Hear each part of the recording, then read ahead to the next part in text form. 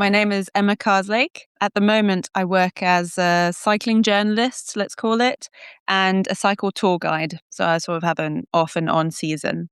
Where I'm based is kind of difficult to say because I move around a lot and I have done so for the last 4 or 5 years. So I have been mostly based in London, but I'm only there 6 months of the year. The rest of the time, I'm either on my own travels or touring tourists around on bikes. I'm currently in French Guiana and I'm here because some of my family lives here, but I'm writing a guide on crossing French Guiana by bike. And then next year I'll be in Spain because I'm sort of starting a touring business there. So I'm all over the place. Oh, I love it. I can't wait to chat to you about your writing and your books and this adventurous lifestyle that you are leading. So I'd love to hear more about your early years. What were you like growing up? Did you come from like sort of quite a nomadic traveling family? Did you spend a lot of time on bikes? I didn't come from a nomadic family at all, just had a normal home base. I wasn't particularly sporty, to be honest. I started running when I was about 16. So I grew up in France, and in French schools, you get graded on everything up until your A levels, and your PE mark counts for everything. I was kind of not very good at most sports. I did okay in endurance running, and so I decided I needed to get good marks for my A level equivalent. So I started running a bit more seriously, like 1 week before the evaluation, which makes no sense. But so I started running every day. And once I ran like 3 days in a row, I decided I was just going to run every day. And that's what I did up until I went to uni. So it's not a good way to train because I was all over the place with no rest days. But I think that sort of set the tone for how I approach things. I think once I get hooked on something, I get quite obsessive easily. So yeah, a runner, I guess, when I arrived at university, and then rowing was the next obsession because I went to university where rowing was very beginner friendly and you didn't have to be very good or very strong to do it. So then I got obsessed with rowing. And then after university, after my BA, a friend asked me whether I wanted to take a gap year. I said yes. And then she asked whether I wanted to go to South America. I said, why not? And then she asked whether I wanted to travel through South America by bike. And I said, sure.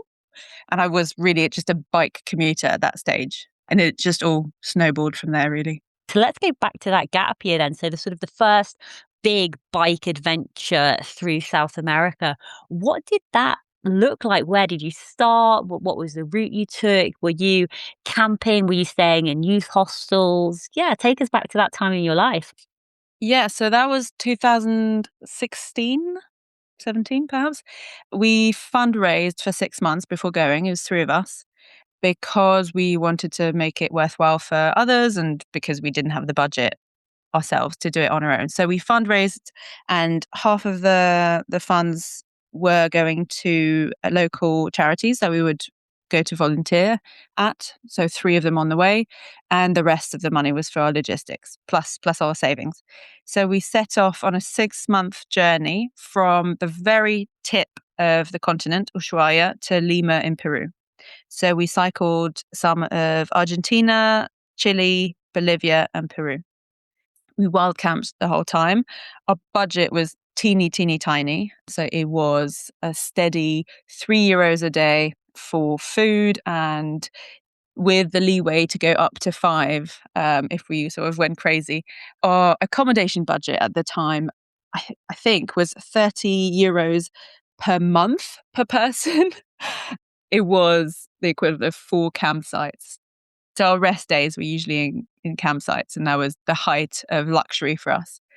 So partly by choice and because of budget considerations, but there are lots of places in Patagonia where you just have to have a tent, even if you'd rather stay in a hostel or hotel. Some places just are too vast and just don't have things on the way, so you have to have a tent as a backup at least. Was it what you expected, that sort of adventure, that challenge? Did the reality of the journey match up to what you thought it was going to be like? Yes and no. I had zero expectations going in. I think that, I think it's the beauty of youth. I just had no clue what I was doing, and I did it. So I didn't really have any expectations. Because of the seasons, we had to go north from Ushuaia, but we had to do it in January. So it's because it's their summer, which meant that we had long days and no snow and okay weather. But it also meant that we had the prevailing winds against us. So our first 3 weeks, and in Patagonia, there's just nothing to stop the wind. And there's the Patagonia of tourist companies that, advertise the glaciers and the mountains, etc. There is some of that in the national parks, but when you ride through Patagonia, it's mostly one straight line with nothing to stop the wind. So that's my main vision of Patagonia, my main memory. And if you see a mountain, so Fitzroy is really famous. I was just so sick of the image of Fitzroy by the time I got there because I could see it for 3 days, 300 kilometers away. You can see a thing and it just gets a little bit bigger, a little bit bigger. So it took a lot of patience. And the wind was seriously strong. I realized that when I started freewheeling for the first time in 3 weeks. Otherwise, you had to press down on the pedals or you would just stop. And that's when I realized, wow, this really is hard. And I think if I did that bit again today with all my cycling experience, because that was really the beginning of my cycling, I would give up. I would take a shortcut. I would change my plans because I would think it's not a good idea to cycle in this sort of weather and wind, and I don't have to do this. But at the time, because I had zero expectations, I thought, yeah, this is probably what cycling is like. Cycling at 13 kilometers an hour with the wind in your face, and that's just how it is. So it didn't bother me that much, even though it was hard. How was it going as a group of three? Like, did you still remain friends, or was that quite more challenging? Maybe trying to balance everybody's dreams and expectations and needs and wants on the trip? Yeah, I mean, I usually say that it was three of us, unless I'm poked on the question. It was actually four of us at the beginning, and after 3 months, it was three of us. So that partly answers your question. It was difficult at times. I think the one who stopped the trip halfway, to be honest, we didn't end up gelling as well as we thought we would. We didn't know each other all that well. She was a friend of a friend, and she just didn't like cycling that much. So that didn't work out. So things were definitely easier afterwards. I think there's a big adaptation period with a group like this, and you're living together, but in such close quarters. Privacy is sitting 30 meters away on a rock, so it's very limited. I think communication is important. I had initially told myself, not sure whether I told that to my teammates, but what I had in my mind anyway was let's just be totally tolerant for a month. And I'm quite an impatient person, so let's just see how things go. And the slower people will build up their fitness, and things will even out, and we'll see. And after a month we can sort of start reorganizing, because it's a big shock for everyone. It's a big new thing, so you have to give everyone leeway, I think, at the start. Yeah, and after that it was good. I mean, there are always highs and lows. It definitely remains the trip of my life, even though I've done lots of cool stuff since. So yeah, I mean, it depends, right? Everyone has a bad and a good day sometimes, and it's good to be with people when you have a bad day. And sometimes they lift you up, and sometimes it creates tension, but it depends. Yeah. Was your next big trip solo? No, not really. I did after that. So this was 6 months. After that, I did a couple of week-long trips or 2 weeks at a time with friends. So I did Paris to Prague. I did a loop in the north of Spain. And then my next long trip was 6 months as well through Europe with my partner. And he had to go home for 2 weeks in the middle of it. So he did that. And I decided to just keep going, and he would join me where I ended up. So that was the first time I cycled and camped, especially completely on my own. I'd done it for a weekend before, but this was a bit different. And from then on, I never really got an office job or a normal job again, and I freelanced. So I was more flexible than all of my friends. And by then, I had already done a solo trip. It was only a week, but it made a big difference. So I've been traveling on my own a lot since. And when did the writing start coming in? When did you share more about sort of your cycling, your journeys, your adventures? So we did it a little bit on my first trip with my friends because we had fundraised. We had obligations to, create some content for brands and also just keep people up to date, people who had donated through a crowdfunding thing as well. So we had a newsletter then, and one of my friends really encouraged me to have a journal on the trip and write a bit every evening, which to this day I do, but I find very tedious. But it really helps your memory. Otherwise, it's really easy to see days blur into one another and not keep that good a memory or that detailed a memory of the trip. So I wrote for me then, and I wrote a chapter in an adventure book a couple of years later. Writing as a job for me has only really started 2 years ago with travel writing. So I used to sort of be in the writing industry in that I was a copy editor and a translator. But when I stopped working as a copy editor, I thought, okay, well, I have written a lot. I like it. Let's do the switch to professional writing. Let's talk a little bit about like your bike setup and sort of maybe how that's changed like over the years. So like initially, did you know much about the bikes that you were buying? Did you take your bike over? Did you just go over and buy like a secondhand bike? And then how many bikes have you ended up with? What does that look? Yes. Yeah. What does that look like? So I've had lots of bikes throughout the years. I still have a few. They're sort of multiplying, even though I try to sell them off when I don't use them. My first bike, so for South America, was a touring bike. We bought it new. The four of us actually, none of us had a bike that was fit to the trip. So we bought the same bike, which if you, I mean, at the time, the classic touring bike was, how should I put it? At the time, the gold standard long distance touring bike was the German brand Fahrrad Manufaktur. And it's the really classic heavy steel bike with 26-inch wheels, lots of attachment points, designed to have front panniers and rear panniers. This was definitely before gravel became a thing. Gravel bikes became a thing. So we bought the same bikes, the same panniers, everything, which was very handy for repairs, by the way, because you don't need to have spares for everyone. You have a couple of spares and they work on all bikes. So the bike I just mentioned, that's not the model we bought because that was much more expensive, but we bought it from some guy in Normandy who he was a butcher in the morning and he sold bikes that he put together in the afternoon. He only sold one model of bike and they were touring bikes. I can't remember how we found him, but he was lovely. We had a really nice personal relationship because he didn't have many customers. And so we set off with these bikes. So very heavy, not made for speed, but very resistant, pretty much our bomb proof. That was the first bike I actually owned. Before that, I had sort of some old commuter at university. And then before that, I used whatever my mum's bike was to cycle around the village on holiday.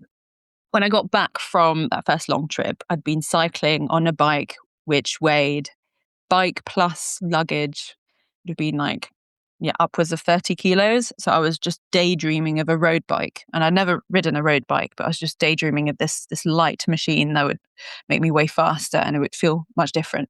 So I got a vintage road bike when I got back, like a French bike from the 80s. And then, yeah, it sort of escalated from there. I got a carbon road bike a few years later. And then recently I got a gravel bike, a steel framed gravel bike. Yeah. So I have a few bikes. I've shipped a sort of second grade road bike to Guyana, where I am now, to my sister's house to just ride it around for a month. So I've had lots of different setups. The first one being the really long distance setup with two panniers at the front, two panniers at the back, plus a waterproof bag that you can strap to the rear. That gives you an enormous volume. It's like over 100 liters. So my front pannier was literally the kitchen, and it contained this huge pot that you could put over the fire, and all the utensils, or spices, herbs, whatever. It really, you have a lot of space and flexibility, but you're slow. That's a downside. So on my road bike and my gravel bike, I use more of a bike packing setup. So inline bags that are smaller. They're also lighter usually, and they sort of mostly Velcro more or less around the bike, as opposed to hooks and stuff like the panniers. So it's faster, but it's also fiddlier because you have smaller volumes and here and there, instead of having full bags that you just open and rummage through. Would your tips be for saddle sores and for protecting sort of like your bottom? Like, did you suffer much with your bottom? Not really. It really came and went. I think one thing is to give a saddle a proper go. Some saddles and some setups will never work for some people, but sometimes your bum does get used to it. So give it some time. Don't always assume it's the saddle that's the problem, because the same saddle with a different setup, different height, different tilt, different fore and aft can make a big difference. So I had a really box standard gel saddle to start with. To be honest, I never had any trouble with it. I then went on, when I started having a bit more money and upgrading my parts, I bought a Brooks leather saddle that's supposed to sort of mold to your bum over time. Never had any issues with those. Lots of people use leather saddles that they've sort of molded to their bum without bib shorts, so without any padding. I haven't actually done that, but that's my next step on my next long journey. Some people get a lot of sores purely from friction, and I've had some of those, but my personal problem is just if I get warm and I sweat a lot, as soon as sort of bacteria and sweat pool, I get rashes, which are different.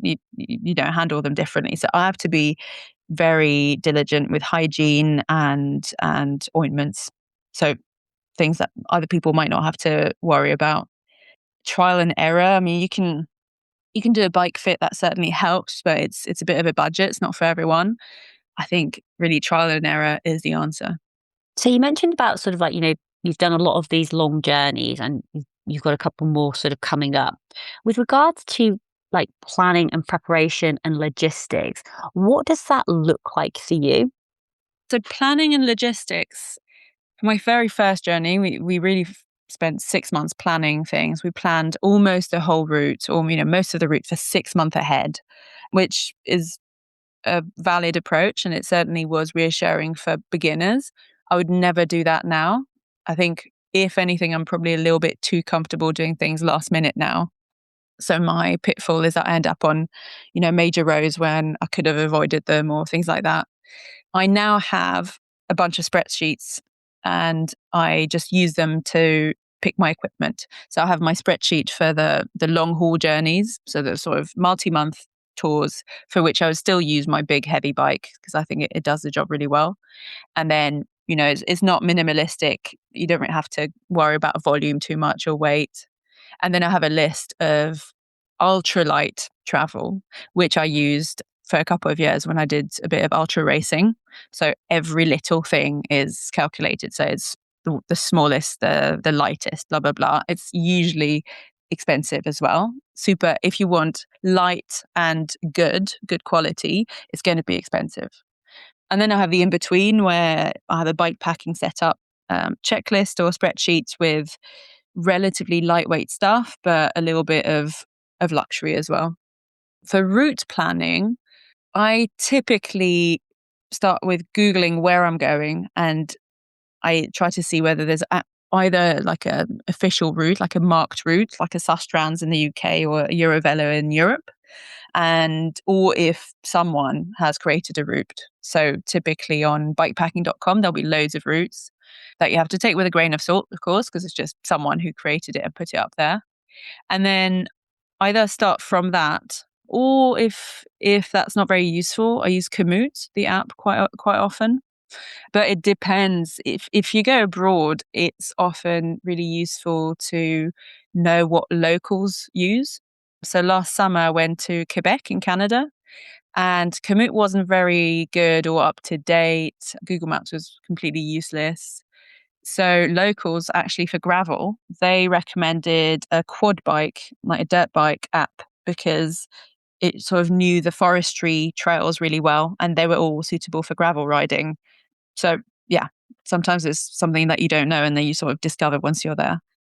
Yeah, that's a good little hack actually. That's really good to know. You've probably had I certainly know I get this quite a lot with my hiking. Well, not so much anymore, actually. But I've had a lot of people sort of saying to me, "Oh, you're so brave. Are you not scared of X, Y, and Z?" I suppose when it comes to the bike packing and sort of like the long adventures and going solo. How do you manage your fears? Like, what are the tips and tricks that you've learned over the years to maybe, yeah, like manage, control, or deal with maybe your fears or your family's fears? Yeah, I mean, that's a really good question because it's obviously a question I get a lot. My family's fears, to be honest, I've never had to deal with that because I have an older sister who also went off and went to countries where she never had internet, and we just heard from her every 2 weeks. This was like 15 years ago. So I think my family was prepped for this. So that was not a worry. My own fears, I think I try to rationalize. It's not always easy. I do a lot of things scared. I definitely still am a little bit less easy wild camping on my own than with a pal. I can tell that my sleep is much lighter and I take longer to go to bed. And I think that's fine. I think I'd rather do it a little bit scared than not doing it at all. I hope one day I'll really be an easy sleeper even on my own when I wild camp, but maybe not, and that's okay. When I'm on my own, I think I seek out other people a bit more. I like sleeping in people's garden, either someone I meet on the road or through apps like Warm Showers is a good app for that. It's just cyclists hosting other cyclists, and then you know that you have something in common with the person or you've interacted with them before, and you feel I feel safer that way. But I also like wild camping in the middle of nowhere. So some of it is just I don't really have a solution to it. I just do it a little bit scared because I know that it's the irrational part of me that's causing the trouble, not the rational part. I mean, I have lots of thoughts on this topic because I think most of our fears related to solo travel and things like that are overblown and irrational. A lot of people find it spooky when I say that I camp in the middle of the woods in the middle of nowhere, for example. And I think so it's very hard to get statistical evidence for this. I have tried, but there are too many factors that make it hard to get a proper answer. I would say that camping in the middle of the woods, in the middle of nowhere, is a very good horror film setting. It's not actually a very good spot if you're someone who's looking for trouble and who wants to find other people because it's very unlikely you'll come across anyone. So actually, I think it's probably relatively safe. And we all encounter risk in our everyday life. You know, if you live in a big city, especially if you're a woman, 100% you've already got home and felt a sense of relief that you did get home because you just didn't like the walking around town at night, or you met someone who you thought was a bit shady. And I get that sort of feeling less often when I'm on my bike and on my own because you come across fewer people, they're quieter places, you spend a lot of time in little villages where everyone knows each other and you interact with people more easily. So I think 100% I feel safer on average when I'm out and about than when I'm in a town. I think the other thing is also it's easy to feel fear or see your fear sort of multiplied by other people's fears.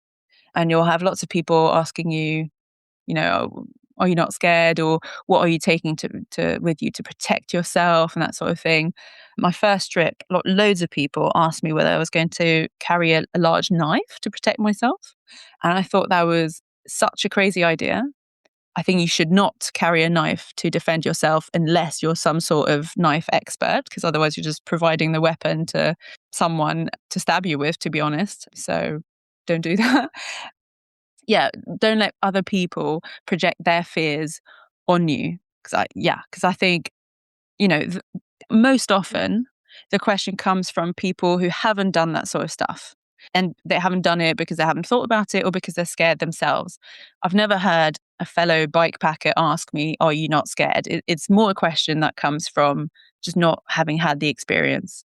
Thank you for sharing that. It's so true. Like especially like it's like other when you start realizing it, you realize that when other people are like passing on, they're not said with love, they're not concerned about you. I mean, they obviously are, but they're more like they're putting themselves in your shoes and their fears are coming out. And so you're Yeah. trying to manage their fears. And like you say, a lot of them haven't gone traveling or camped in the woods. Like I actually feel really safe camping in the woods. Yeah.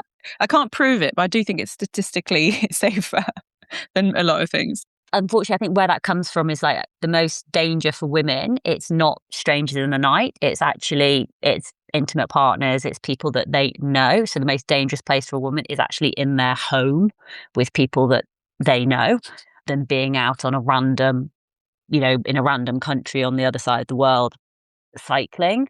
This is one of the topics I'm quite attached to, because I think "Are you not scared?" is a question, especially asked in this particular way, that I feel I have the impression that I've heard more by men.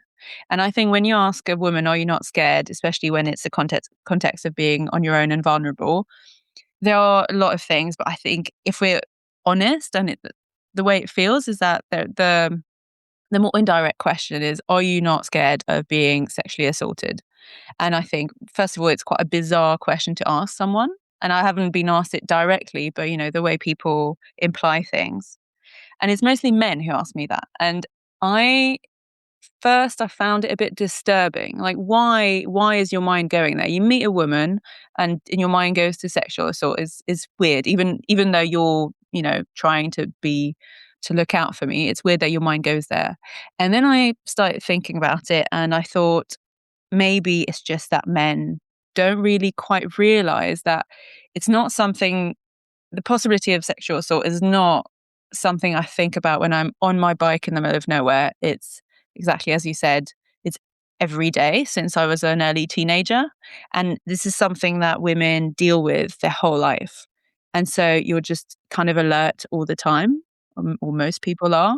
And so you're alert in the same way, or in ways I adapted to your travel, but it's not the possibility of sexual assault. It does not come from traveling around. It comes from being a woman in this world.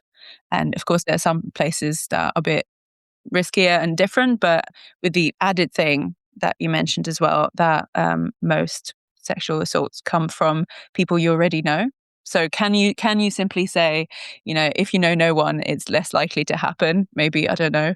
It's also difficult to say statistically, but yeah, I think it's something to keep in mind. Yeah. And I also think it's this subconscious way of just reminding women of your place and keeping women in their place, almost like keeping women scared, like amplifying oh no, you can't do that, you shouldn't go there, you shouldn't do this, da, da, da, da, Mm. da, with this imagined fear. It's quite, yeah, I think it's really interesting, especially when you start digging into it. And I think one of the things that I think women are very, very good at doing is that gut instinct. It's that, it's those feelings. I know I've had it in places when I walk in somewhere, I'm like, ooh, can't put my finger on it, but something doesn't feel right. Or when I'm chatting or talking with a person, it doesn't feel right. Yeah. And then like my guard comes up, or it's like, because almost like you're making those decisions like instantly, like when you're going into a hostel, meeting new people for the first time. Do I want to go out with these people? Do I feel safe with these people? Do I feel comfortable? Like what are the vibes? What's the energy that I'm getting from? So I think like that gut instinct can be really, really powerful as well. And it's something that I think you tune into more and more and more. The more you do these things, the more you learn to sort of trust yourself better and get to the point where I certainly do, where when I don't feel comfortable, I, make different decisions, whether I speed up, stay away, sort of be rude back, if you know what I mean, or lie, like not telling people where I'm going, where I'm staying, who Mm. I'm with, like just literally lying and not being nice, trying to move away from being a nice girl, a polite girl, to being a bit more a bit more of a Yeah. badass, bit more aggressive. No, no, I mean, 100%. And I think traveling on your own and just experiencing more things does develop your gut feeling and your instinct. We don't necessarily use it that much in our everyday life if we have like a normal office life,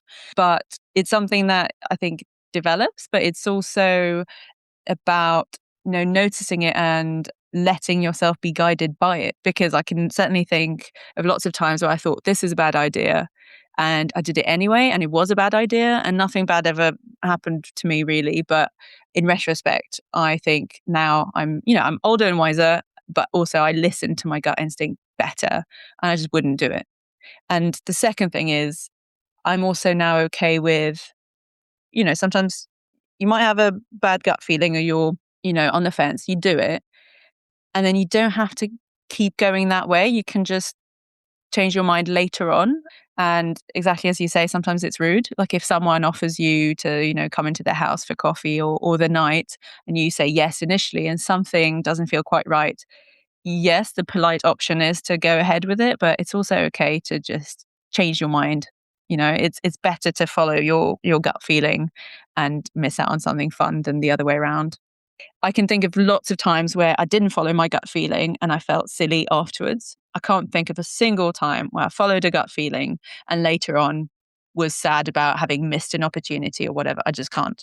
So you've actually started to make more of, not necessarily a transition, but adding more to your cycling by entering more cycling competitions. Is that right? Yeah, so I think I'm better in general at endurance than sprint, just because I'm not that strong, but I'm quite endurant. And so I thought if I'm going to compete in cycling, which why not? I spend my whole time cycling and I train pretty seriously anyway, so I might as well compete. So I thought I'm not going to do criteriums or timed races. My thing would be endurance riding. So I gave it a go. It wasn't for me, to be honest. I think the endurance part was fine. I'm good at knowing my limits, and it also further taught me where my true limit lies as well. Because when you think I'm done, you probably still have 20% of energy to go, and I know that now. So I did enter a few ultra endurance races. So I sort of built up my distances from 200, 300, 400 kilometers at a time. Then I did an 800 one. That's supposed to be like my first big one. And that I just didn't find fun at all. I think I mostly struggled with sleep deprivation. And in ultra races, especially multi-day, really the winners are people who sleep the least. Of course, they're athletes and they're endurant, but they're always people who manage to not sleep or sleep 2 hours a night or something crazy, or, sleep with almost no gear just in a bus stop or something.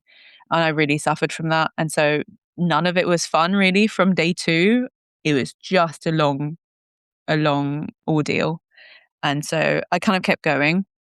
And then I just kept reading those race reports of people who had done ultra endurance races and who said they didn't have a single bad moment, even when it was hard. And it was always so fun. And I thought to myself, like, oh, I didn't know it was possible for it to be fun. I thought everyone had a miserable time, but did it for some reason. So I thought, oh, yeah, maybe it's not for me. It's kind of ruining the touring dimension of my life by doing it really fast and zooming through places and not stopping. But I also think this is really good to talk about because actually it's worth trying these things out to see, like, do I like it? Do I enjoy it? Is it fun? And yeah, for some people, it is. It's like an absolute joy and pleasure. There's no miserable moments. It's all combined. And then for other people, it's like, actually, I'm not good with sleep deprivation. This is not my happy place. I know for me on the GR20 when I was hiking with Alex really like starting like super early in the morning, like to try and escape the heat, which I totally get. But I realized for me, it was breaking me. Like I was Mm. just being absolutely destroyed. It was messing up my internal systems in terms of like bathrooms. And I was just like, I literally just could not do it. And then so we ended up sort of like still doing the same route, but I took some more rest time. And so instead of starting at like 5 in the morning, starting at 7:30, and the amount of pleasure and enjoyment I got by just delaying things by 2.5 hours was absolutely huge. But have you figured out your sweet spot yet? Is it a 1 week trip? Do you enjoy like a couple of month trips, a couple of week trips? What's your sort of sweet spot that you like? I'll answer that, but I'll just say one thing about ultra endurance that I didn't realize how expensive it would be. And it's sort of something that you don't really see unless you really follow someone closely or you try it. But the training is, it takes a lot of time. It takes specialized gear, even if you go basic. And then even if you mostly rough it out, you will book last minute hotels sometimes, and then you eat like a bottomless pit from the first shop you see. You don't have time to go to the cheap supermarket. So it was huge. It was very expensive. And I didn't really expect it because you're basically, a homeless person on a bike, but it was very expensive. So that's also something that I kind of wish I'd realized before I threw myself fully into it. So to answer your question, my sweet spot, I'm not sure I have a sweet spot because I think it's always great to go off for a few days on your bike. I think if you go off on a 1 week holiday, it really feels like you've been away much longer than if, or for me, than if I'd been on, a nice 1 week holiday to a house somewhere with a pool. I just feel like my holiday was longer. So I feel like it's almost a trick to multiply your holiday time if you're pressed for time. I've really enjoyed my 6 month trips. I think actually my next, maybe that will be my sweet spot. I would like to try an even longer trip, like 1 year or not knowing exactly when you'll be back, because then you don't have any time pressure at all. And I think that's part of the magic of bike touring often is to not have a time pressure. And you don't know what day of the week it is. I just love that. When I'm on a long trip, I just don't know. And that's really nice. And time is whatever, when the sun rises and when you're hungry, and that's your notion of time most of the time. So I would like to try an even longer trip because I really enjoy the long ones where you just become nomadic. I think I've got sort of two in my mind. One is like cycling from the very top of Alaska all the way down, sort of the west coast of the US, Mexico, and then all the way down to Ushuaia, where you started your big South American tour from. That would be a massive dream. And then I think the only other big trip is like round the world. Yeah, yeah, definitely. Yeah, yeah. Would you consider would that be like, or would you be thinking more like, I don't know, like around Australia or the length of Africa or across? I mean, I know you've already done a lot of trips in Europe. What would be your sort of dream 6 month to a year trip? I have two in mind. I would like to go back to South America, either pick it up in Lima where I left it and travel my way north, or maybe do a bit of Bolivia and Peru, or cycle from Europe to Asia somewhere to just like make my way all the way over there because I've only been once to Asia, and that would be a long trip and you would see so many different things. So I'd really like that. But I'm also a bit better now at being content with trips through a country or taking my time a bit more instead of doing a ticking exercise. So if I went back to Lima, for example, I would definitely first make a detour through Bolivia because it's a huge country and I've only seen a bit of it, and then go back to Peru and then go back, start going back north again. But I'm a bit better at just zigzagging my way through a country than I used to be. Tell us more about the guidebook that you write. So French Guinea, is that the country? French Guiana is, Guyana, sorry, yeah, Guyana. just north of Brazil. So there's Brazil and then a river north of Brazil. That's the border with French Guiana, which is a French overseas territory. And on the other side, it borders Suriname. And then above that is Guyana, what used to be a British colony. So it's French speaking, but it's a big melting pot culturally. It's quite a large territory. If you took the straightest line on the coast, it would be over 400 kilometers, but most of it is the Amazonian forest. So it's very rich, is definitely underdeveloped in terms of tourism because it doesn't offer the white sand beaches that the Caribbean does, and it's sort of the same flight time. So it definitely struggles to attract tourists, but I've been a few times. I loved it. There's a big cycling culture there, road cycling mostly. And I thought, you know what, I'm going to go back there with my bike. I want to make something of it. So I'm writing a guide on how to cross Guyana by bike from one side to the other with activities you can do on the way, but from the mindset of a bike packer, because you can't just go on a 1 week expedition and lock your bike to a pole on the side of the main road. That's just not how bike packing works. And not everyone understands that. When you book a trip and you say, where can I put my bike? They'll say like, just lock it somewhere. Like, no, this is an indoor bike. This is a bike that's glued to me. So you need a safe space and that sort of stuff. So yeah, there are lots of guides that exist over this territory, and there's lots of cycling in the territory, but there's no cycling guide. So I'm looking to bridge that gap. So that's very exciting. Fantastic. And when do you hope the book to be published? So I'm in Guyana now. I will be exploring it until early March, and then I need to write it and publish it. So I'm in discussions with publishers now. So sometime this year for sure is the answer. When, I don't know. And Emma, how can people connect with you, follow along with your adventures, keep up to date with your stories? Where are you most active on social media? Yes. So I have a website, which is emmakarslake.com, easy.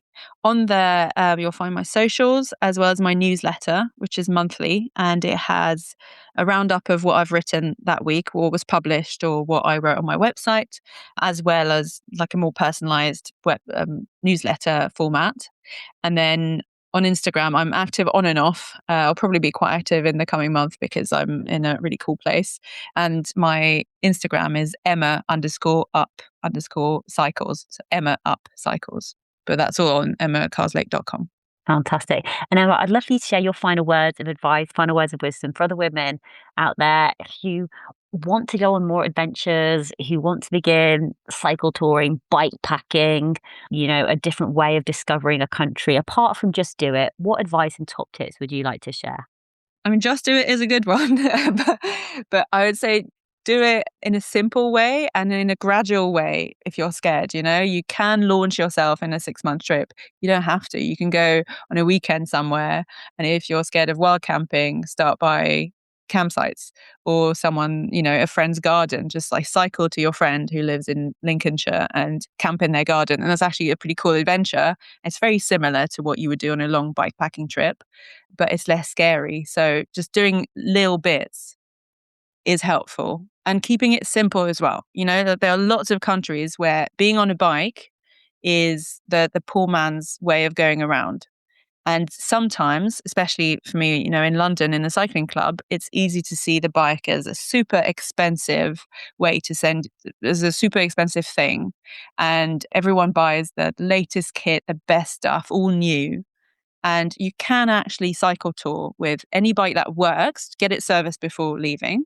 What's important is having proper gears and finding some sort of waterproof solution in most countries. But you can go on a weekend with your town bike that's properly serviced and a backpack strapped to your rear rack. That works, and it doesn't need to be fancy or complicated. I love that. Keep it simple. Absolutely. Emma, thank you so much for coming on the Tough Girl podcast and sharing more about your adventures and your love for cycling. And best of luck with the book. Thank you. Thank you so much, Sarah.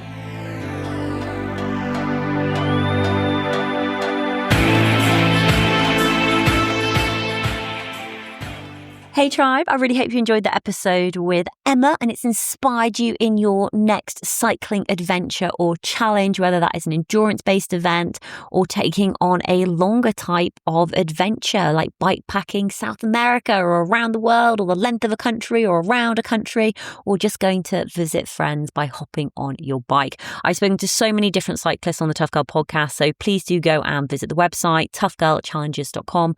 On the website, you'll find the resources section, and there is a dedicated page to cyclists who will share more about their journeys, their adventures, how they got into cycling, what lessons they've learned along the way to motivate and inspire you to take on your next adventure and challenge. Just thought I'd give you a little mini update on me and what I've been up to. So I'm actually doing 2 courses at the moment, both super fun, which I'm really enjoying.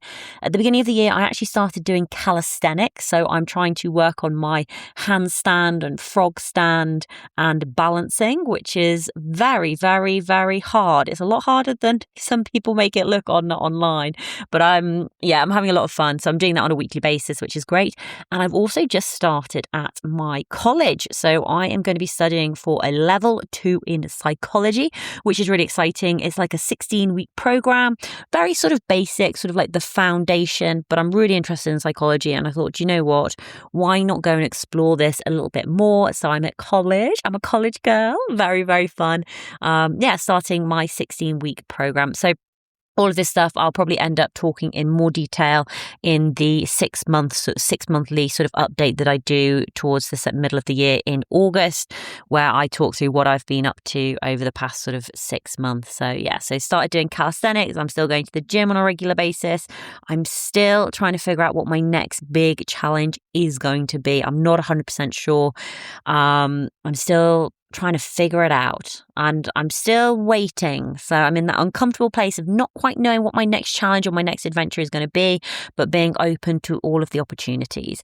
But if you're looking for inspiration, then like I said, go and visit toughgirlchallenges.com.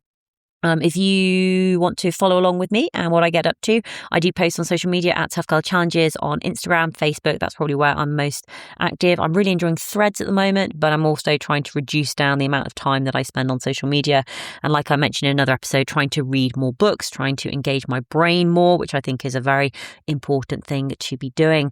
Thank you so much for listening to the podcast. If you get a moment, I'd love for you to tell one friend about the Tough Girl podcast. I'd love for you to leave a review on iTunes or Spotify. It really makes a difference in encouraging other women to think, okay, do you know what? I'm going to listen to the Tough Girl podcast. Thank you so much. And all that's left for me to say is, wherever you are, whatever you are doing, give it your all, give it 110%, get after it, go for it, believe in yourself, because I believe in you. Take care, lots of love, and I'll speak to you soon. Bye.